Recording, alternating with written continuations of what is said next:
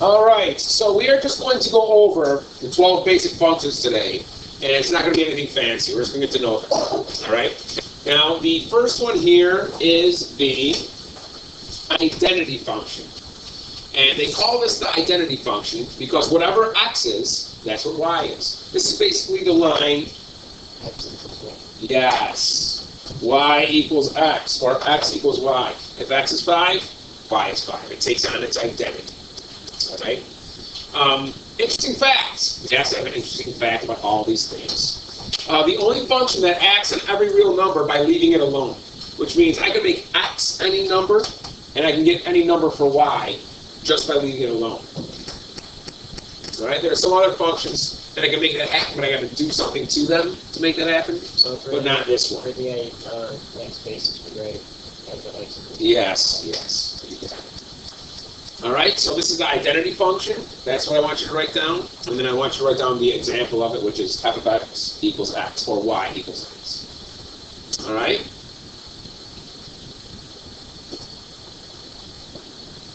Alright.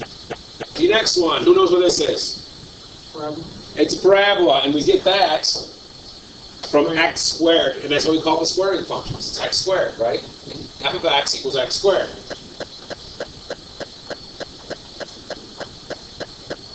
F of x equals x squared. So, interesting fact about this graph or function.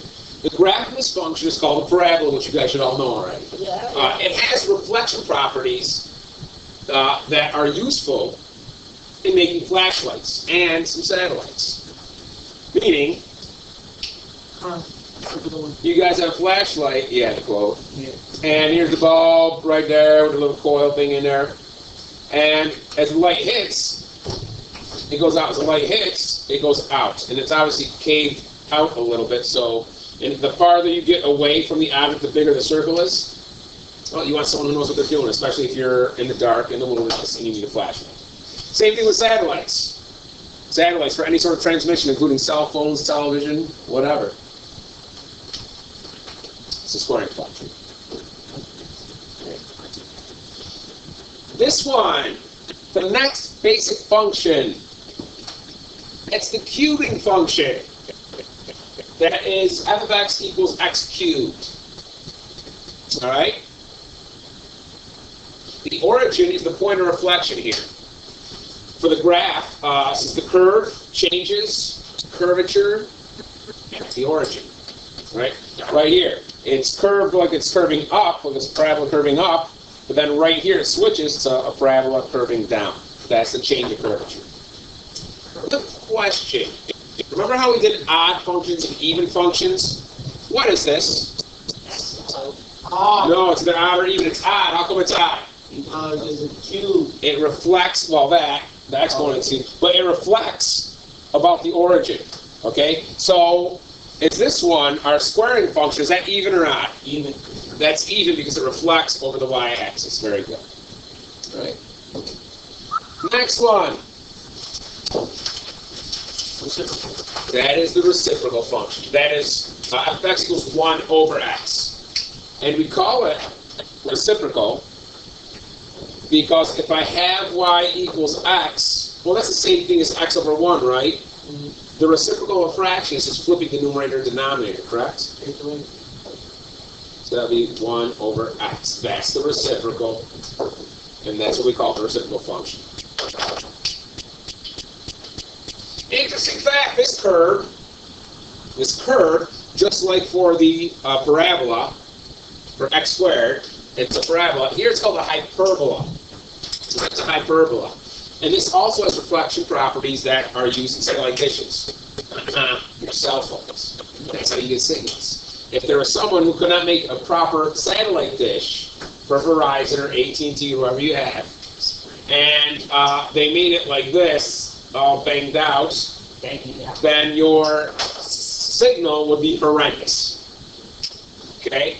So, I know there's students who are like, what do we really use this for? It's like, well, you make satellite dishes. Well, how does that affect me? Your cell phone.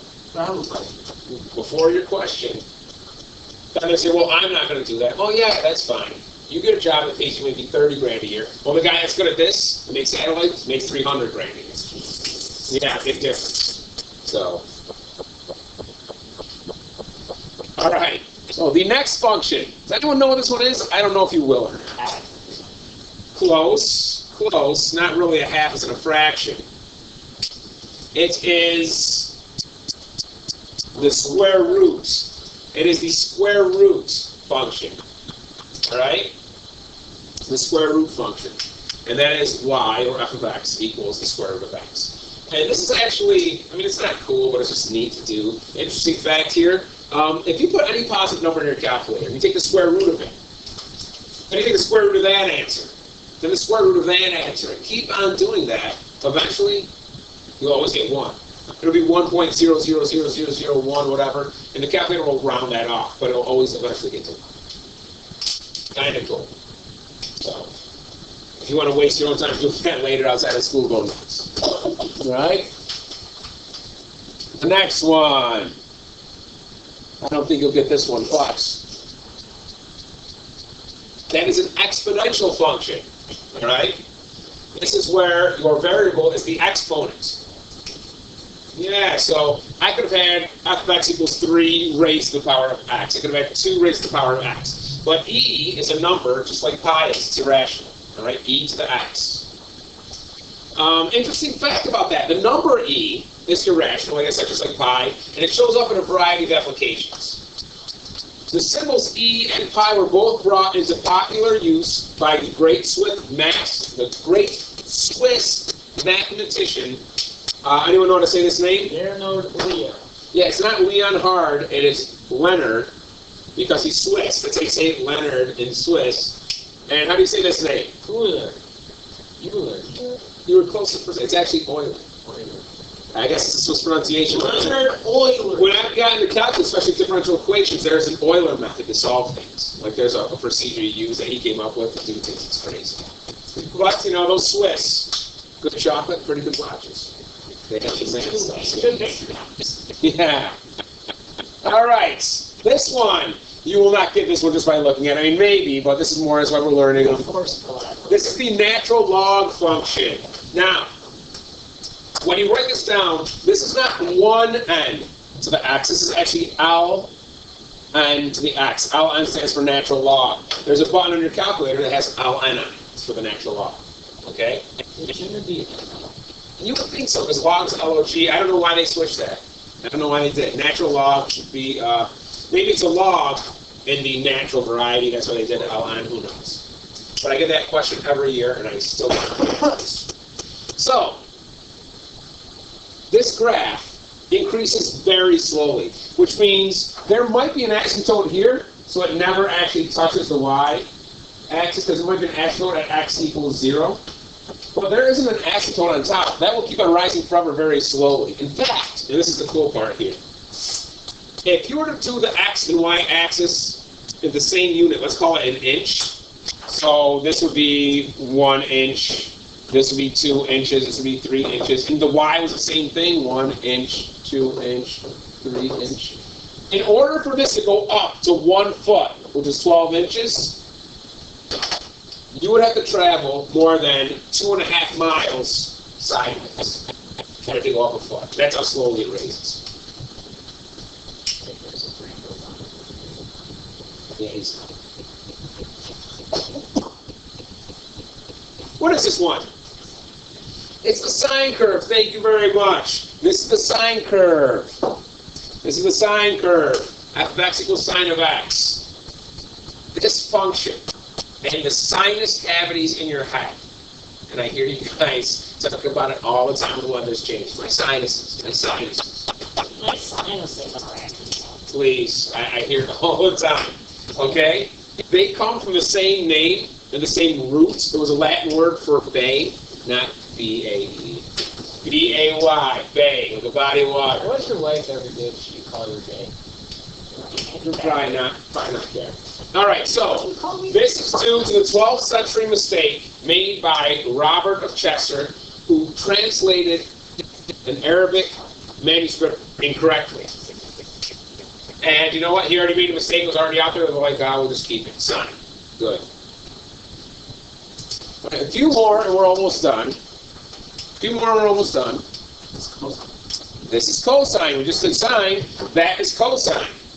Alright? Interesting fact. The local extrema, which is the local mins and maxes, didn't we just do that? For the cosine curve, occur exactly at the zeros for the sine curve. And vice versa. And vice versa. Alright. The next basic function, what is that? If it's shaped like a V. And because my name is Visca, I always say V is the absolute best letter. It's the absolute value. It's the absolute value. The absolute value function f of x equals the absolute value of x. This has an abrupt change in direction, which we like to call a corner at the origin. Okay? Right here at the origin, this thing changes right at an angle. It does not change smoothly like a sine curve kind of curves and smoothly. The cubic function kind of curves at the origin. A parabola smooths out and gets level at the origin, then comes back up. This is the only one that is not smooth in its transition. Alright? Two more. What is that? Does anyone know what that is?